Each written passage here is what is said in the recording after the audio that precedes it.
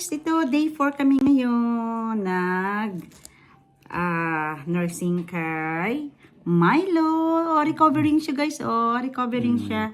So una, ito yung kanyang chloramphenicol sa eyes niya. Let's go, let's go. Ilagay mo na siya dito kasi baka matap. May Bisolbon syrup siya kasi may may cat flu siya. May cat flu, di ba? Then, this is our antibiotic. Ito yung antibiotic niya. Where is it? Ayan. Antibiotic niya, guys. So, this is day 4. Day 4. So, una ay, ano natin? Kikinig siya. Nakikinig siya. Eye drops. Kasi nga, may cause ng kitten flu or cat flu. Yun. Move natin ng konti ito. Para pakita natin. Guys, ito na siya. There you are. This is wow. Mamaya, i-clear natin yung mamaya, be. So, that's her eye drops. Yun. Then, syringe tayo sa kanya ng antibiotic niya. So, ito guys, dinisolve. This is tablets. Antibiotic. So, with water lang dinisolve kasi hindi niya maano sa kanyang food. Ayan. Yun ang advice ng vet. So, tayo. Yan. Pakita natin. Yan. There you are. May I see now? Look at her. Look at him. This is Milo. Open your mouth. Open your mouth, baby. Open your mouth. May I see? That's it na. Good boy. Good boy. May resistance siya before. Good boy, good boy. May resistance siya before, pero ngayon okay na. Sarap. Sarap. Yan. Sarap. So, sinisirinse ko lang. Sarap. Sarap, Antibiotic niya. That's it there. Another one. Another one, bebe. Another one, bebe. Open. Open your mouth. Open your mouth. Open your mouth. Open mouth. Ayan na, cute ang dila niya. Yeah. Now, ang cute ng dila niya. Another one. Another one.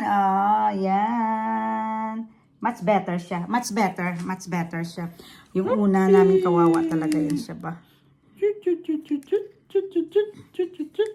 Kasi parang, we're not sure kung premature siya. Na ano lang namin yan siya sa labas. Stray cat. She's a stray cat. Very small siya talaga.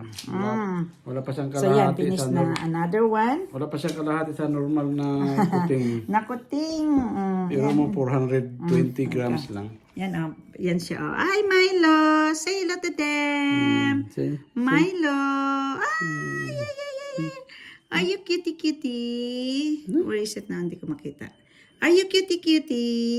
Yes. Ayan.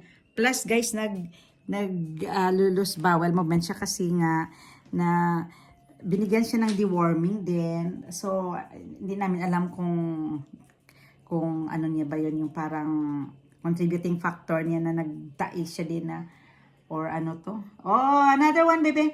Another one. Open mouth. Open mouth. Open mouth.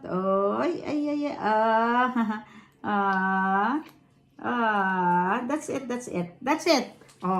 So, yan yung kanyang yan yung kanyang antibiotic. Tapos magkuha tayo ulit dito ng Bisolbon po niya dahil may meron siyang kitten flu or cat flu na tinatawag. May 0.3. Meron din kaming Gagalit naman siya. Ang galit ka na naman, be. Bakit ka na naman nagagalit? Ay, nagsiselos yung isang dog namin, guys. Hindi kasi hindi ko pa binigyan ng dentist. Hindi pa nabigyan ng dentastix. Ganyan yan siya. May ibig sabihin, ganyan pag... So, we'll be... Come on here, bebe. 0.3 din siya. Ayan, 0.3 Bisolbon. cough syrup. Nakakatawa siya. Oo, nakakatawa siya. Oh, look at him. Look at him. Tingin din siya. Hello, Milo. Again. Another one, Milo. Another one. Oh, Tingin din siya. you're so cute. Aray ko, be. Ano ba? May isang dog namin. Ano na nangyari sa'yo? Oy, Bebe, ano nangyari sa'yo? Ayan, ang aming dog na si Mayna. Yeah. Wait lang, We have dog na. So, ayan. Ayusin natin. Another one. This is your bisolbon. Wait a minute. One. Oh.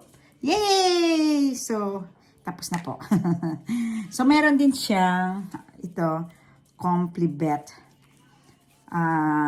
Para sa mga vitamins naman to. So, sa kanyang food.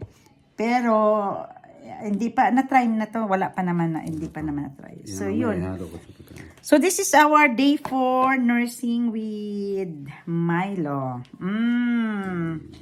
Ayan. So, guys, pag may pet kayo, kailangan nating i-vet din. Kasi nga, yun, minsan, yun ang sinasabi nila, di ba? Better,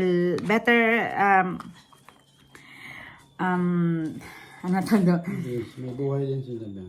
Yung,